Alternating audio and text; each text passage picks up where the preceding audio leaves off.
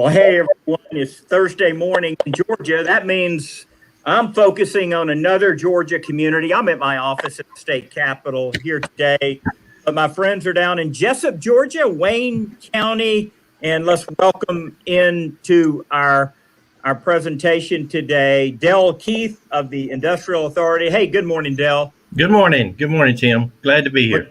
Looking forward to talking about the nonprofits that you're working with. You're our good citizen today.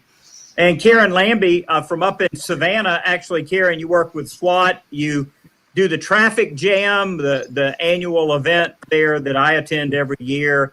We're going to talk, as we always do on Community Focus, about the blight that's known as human trafficking. Welcome to Community Focus. Thank you. And I'm going to move you guys to the green room and talk to Eric Denty from the newspaper there. So, Eric, how's it going down in Jesup today?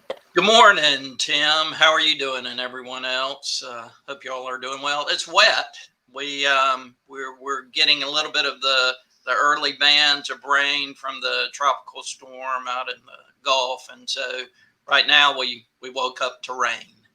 And so, well, you work at the newspaper there, and a small town newspaper. We have those all over Georgia. Dink Neesmith, the owner of your newspaper, good friend, and runs a number of different papers. I know the paper for a small town, because I remember my grandparents being in Jesup, and I grew up coming there in the summer. They got the paper, as do most people. It's an important way of keeping up with the community, isn't it? Tim, it is a great way. And the Press Sentinel's been in business since 1865, and our mission has always been that strong papers build strong communities. And so, that's our belief. Our belief is, or our franchise is, to cover the people of Wayne County. We're not in the business of really covering the international news and the national news and the state news unless it impacts or we try to figure out a way to show how it impacts the people of our community in Wayne County. And so, our franchise is we try to get as many local faces and people in our community in the newspaper and cover the news.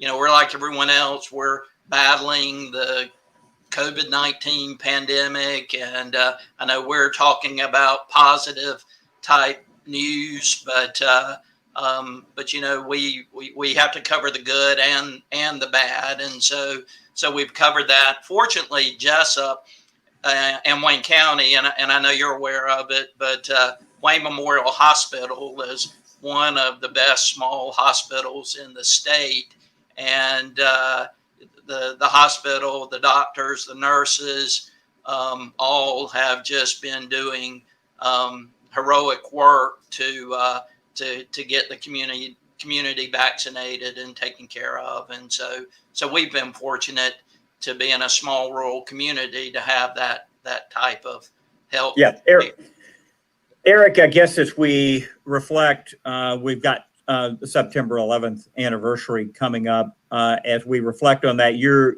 doing a special focus on that this week, aren't you? Right. We publish on Thursday, and so it's coming out today. And I don't know if you can see that, but yes. We did a special section on 9/11 and remembrances and reflections, but we tied it into, again, in an effort to get as many local people in as we can. We really focused in on all of our local first responders and healthcare workers. We ran their pictures, we ran salutes. We talked to people to have their remembrances of where they were on that day. I'm sure you remember where you were. Yeah, Eric, we were living in Commerce at the time, and I was running our Teen Pack ministry, which was mainly a January to a May ministry, and so in the fall we weren't as busy. And I heard, maybe I heard it on the radio, that the first tower had been hit. Turned on the television and saw the second tower hit, and was just sitting there, in disbelief. And then, of course, the Pentagon, and then the Pennsylvania. Where who knows where that plane would have went. So it was, one of the most stunning things that I've ever experienced in my life. How about you? Absolutely. I actually was sitting right here in this chair, putting the final touches. At that time, we published on Wednesday, so we were putting the final touches on the newspaper, and then just completely scrapped it because, one thing that we do is try to figure out when there's a national story or an international story, is there a local person involved? And so, we started, this is the paper from the day after. Again, we don't use any of the wire services. And so, we can't compete with the CNNs and the Foxes and things like that. But we found before the cell towers went down, we found a local person living down there who actually, was an eyewitness to the plane crashes. And so, again, we're a small weekly rural paper, but our news editor, can I just, and I know this isn't typical, but just give me 30 seconds and let me read this to you. But yeah.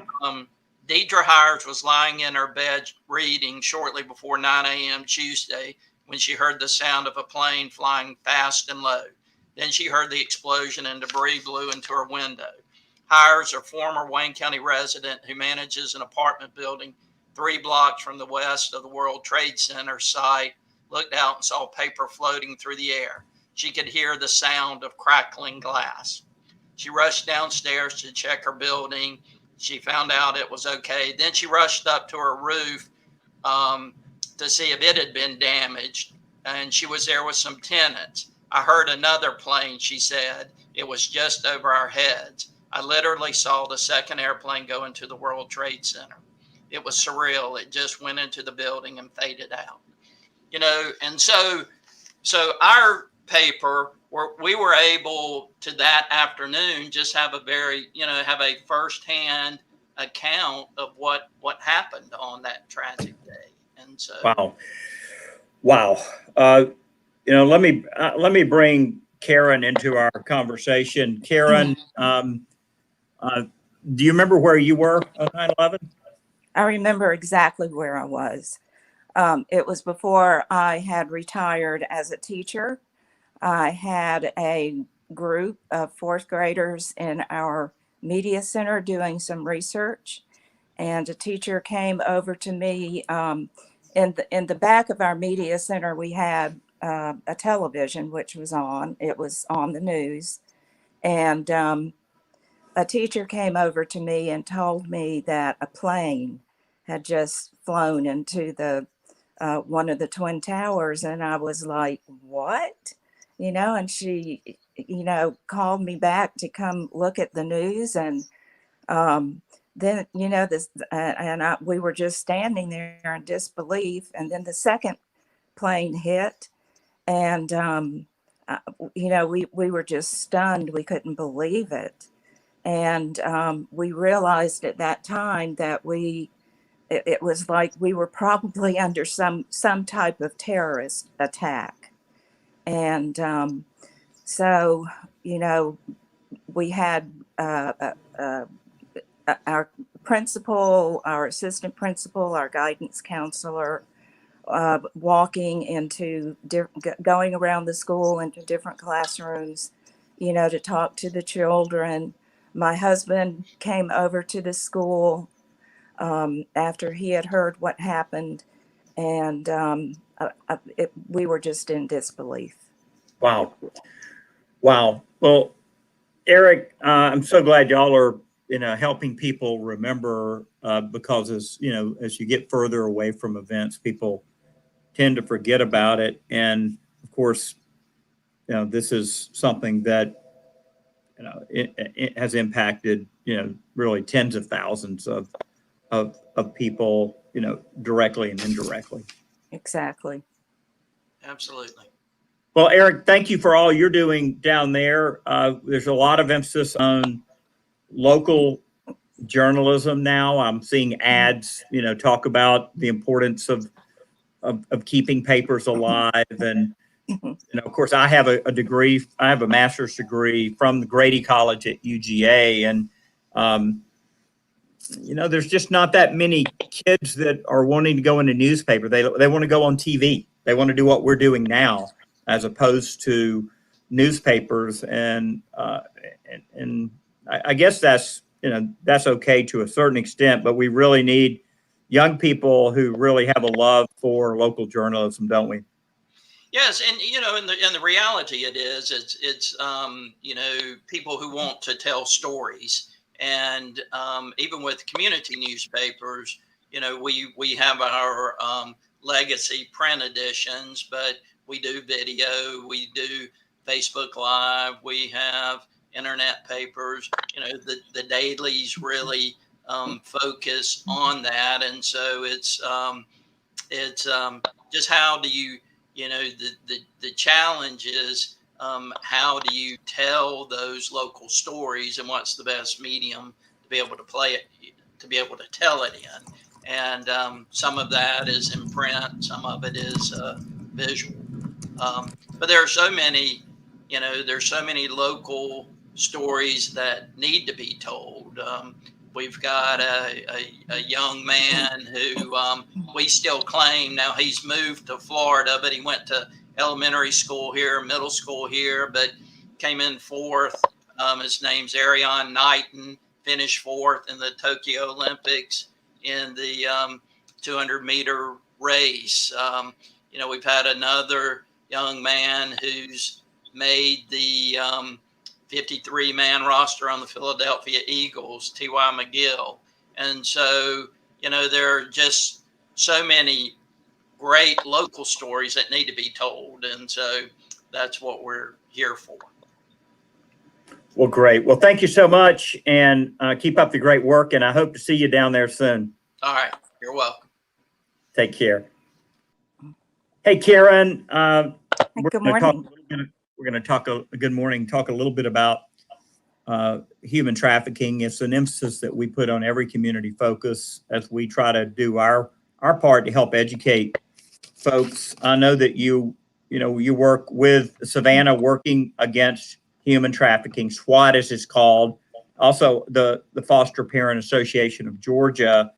And I think one of the shocking things is this nexus between foster kids, trafficking, and sex offenders, sex workers.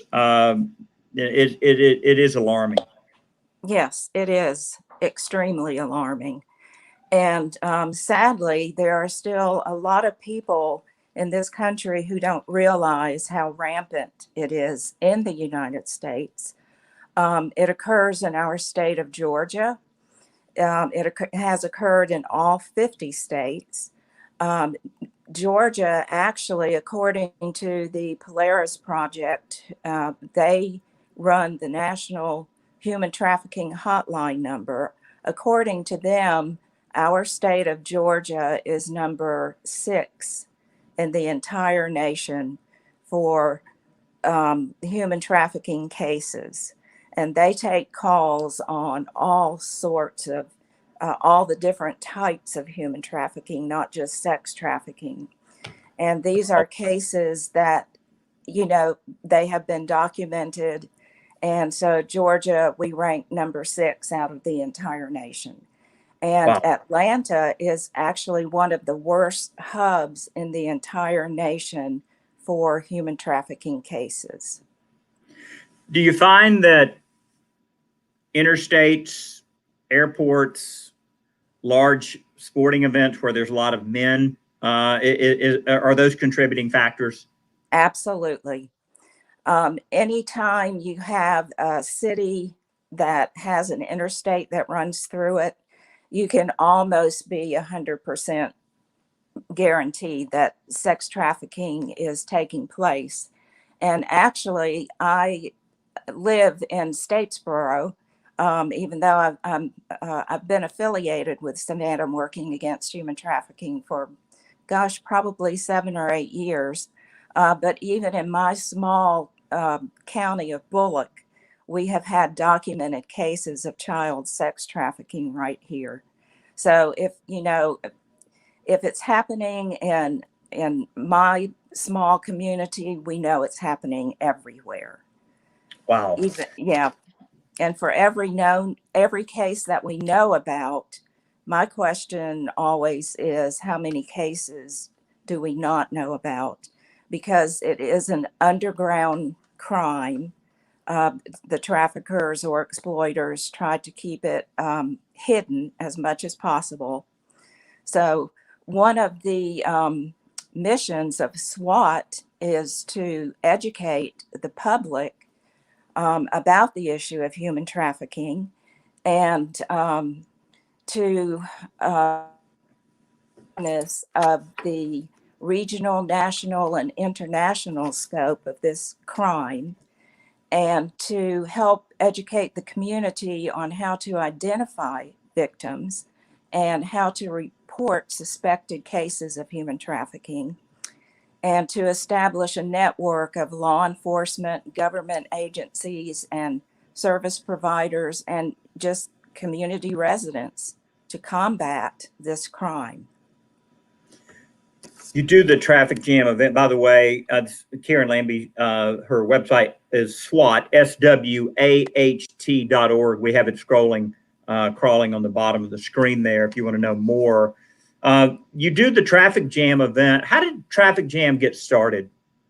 Well, actually, we partnered with I hope I get this name correct, SIDC, the Savannah Diversity, Savannah Interagency Diversity Committee. And through SIDC, working with them and SWAT, about 7 or 8 years ago, they came up with an idea to have a conference in Savannah on just human trafficking. And so we're in the midst right now of planning the 2022 traffic jam. It will be the last Friday and Saturday of January of 2022. January is Human Trafficking Awareness Month. Yes. And right now we are planning to do it in person. Last year, this past January, it was virtual because of the virus. And we're prepared to go virtual again if we need to in 2022, based on the virus and what's happening with that. So, but yes, we have this every January. Last question. You talk to a lot of foster groups. What do you tell these parents who are fostering children? Maybe they're new foster parents. What do you tell them about this topic? Well, yes, I've spoken to foster parent groups across the state of Georgia. And one thing that foster parents need to know is that these children are at very high risk for different reasons. One reason may be because so many of these children that are put into foster care have very, very low self-esteem. This makes it very easy for child predators and sex traffickers to lure these children in. They know that these kids maybe feel unloved. Maybe they have been neglected, And so all of a sudden, here's this person who's paying attention to them, and the child is made to believe that this person really loves them and cares about them. And so they can be so easily lured into this horrible, horrible nightmare of sex trafficking, in some cases, maybe labor trafficking, in some cases, maybe both sex Wow. trafficking and labor trafficking. A lot of these children are coming from abusive situations to begin with. Anytime a child has been sexually abused, that puts them at higher risk, because this is sadly something that they know. And sometimes they are made to feel like it's the only thing that you're good for. And they believe that. And so it's, foster parents need to be aware of all of these different factors so that they can love these children. Need unconditional love. They need so much more, of course, but they need unconditional love, because so many of them have not been loved. They have been thrown away.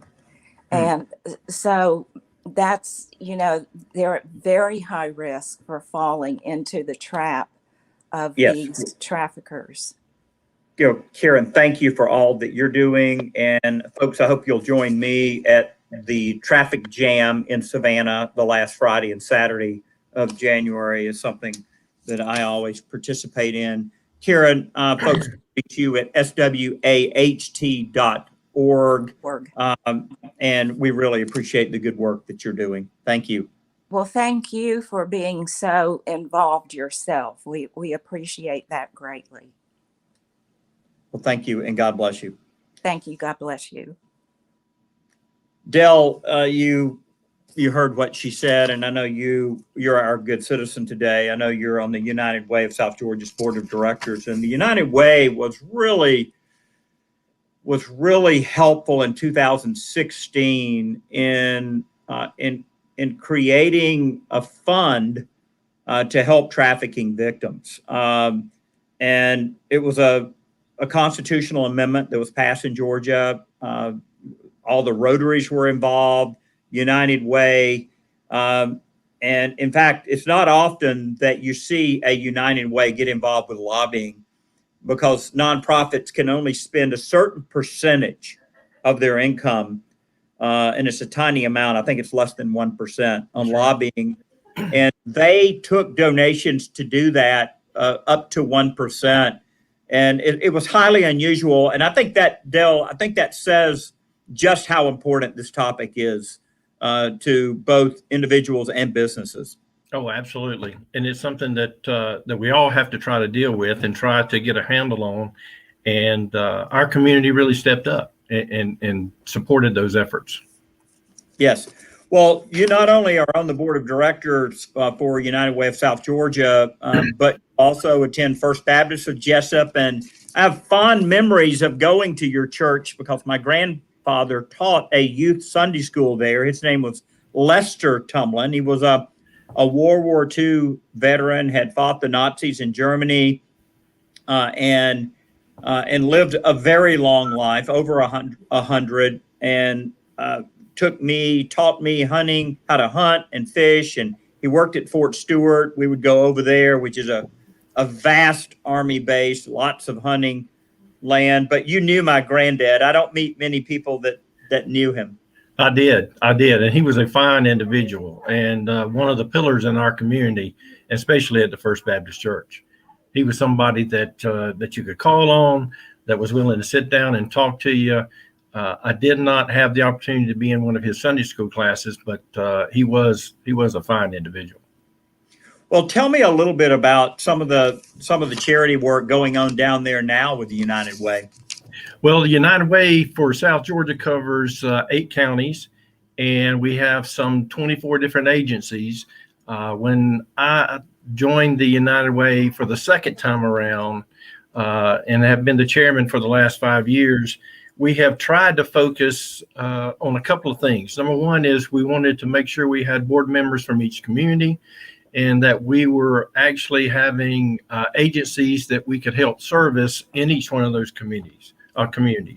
So we have spent the last few years trying to beef up our board and do those kind of things and create those relationships with the industries in all of those communities. I would like to say this, Tim. We unfortunately, the executive director, Debbie Smith, has been our director for the last 5 years, is in the hospital. She is not doing well. And I just would ask that everybody keep her in her prayers. She's going to need a miracle. Wow. I'm so sorry to hear that. As I travel through South Georgia pretty frequently, as a state elected official, Wayne County is an important anchor in Southeast Georgia. You've got Rayonier there. That's right. An advanced materials facility that manufactures some highly specialized fibers, and really a part of the forest industry. Forestry has a great impact, doesn't it, in the Jesup area? Oh, absolutely. Absolutely. We actually have 2 other organizations too that were offshoots of some of the research done by Rayonier. The EAM Corporation, Domtar, which creates a fiber that's used in diapers and feminine napkins and those kind of things. And then we also have Healthy Pet, which takes a wood byproduct and creates cat litter. So that sold, all of these products are sold all over the world. And wow. And it's been extremely good for us, the paper and timber industry. You've got the Altamaha River coming through. A lot of folks, maybe they've never been on the Altamaha, maybe even never crossed it. Maybe they crossed it on I-95. How important is that river? I mean, it was certainly important in the early days. Oh, absolutely. In the early days, that's the way folks got product up and down the coast, from the middle Georgia all the way down to the coast. And now we're looking at opportunities to try to create bird watching, some recreational issues that folks may not be aware of. Yeah, and then the Amtrak train stops in Jesup. There's not many Amtrak stops in Georgia. You've got that line that stops in Atlanta, Gainesville, and Toccoa. And then your line comes up through, I guess, Florida, stops in Jesup, and then Savannah. Is that the Savannah? next? That's correct. That's correct. Yeah. So there's only 5 Amtrak stops in all of Georgia, I think. How important is the train to the community? Well, it's very important because it gives us the opportunity to showcase our downtown area. We have folks that come here, stay overnight, catch the train the next day to different areas.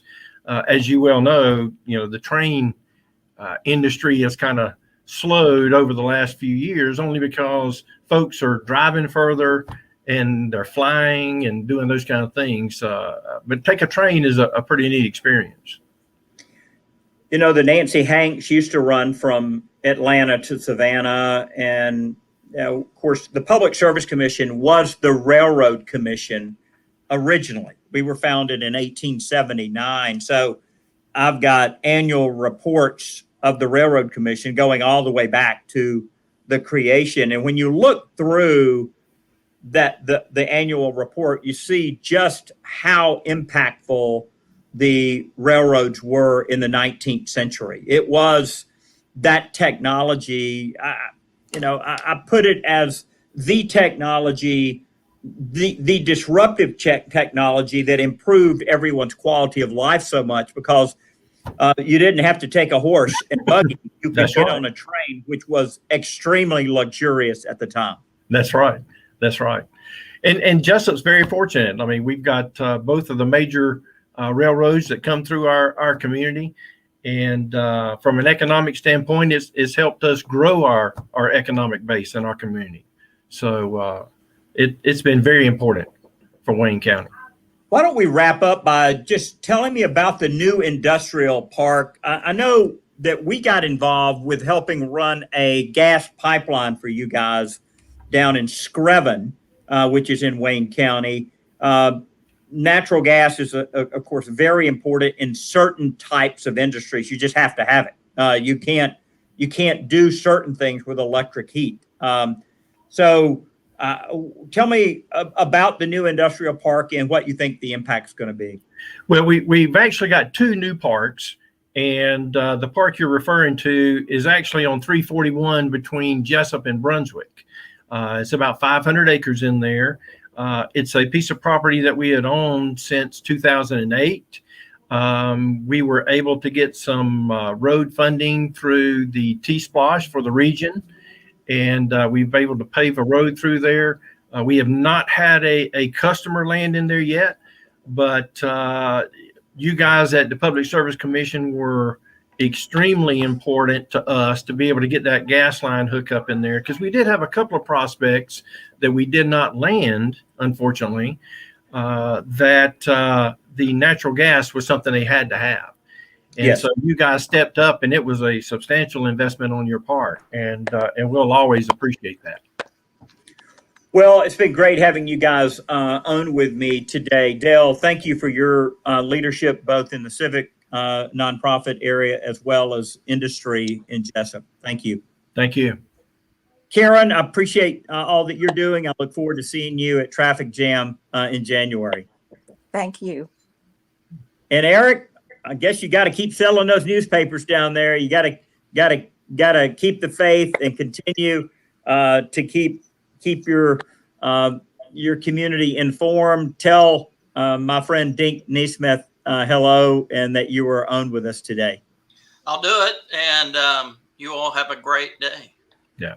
All right, everyone. Thanks for tuning in, and you can always catch the replay on my LinkedIn page, all 4 of my Facebook pages, my Twitter page, Periscope, as well as YouTube. So it'll be sitting up there, evergreen, for folks to tune in and find out about Jesup in Wayne County. Thanks, everyone.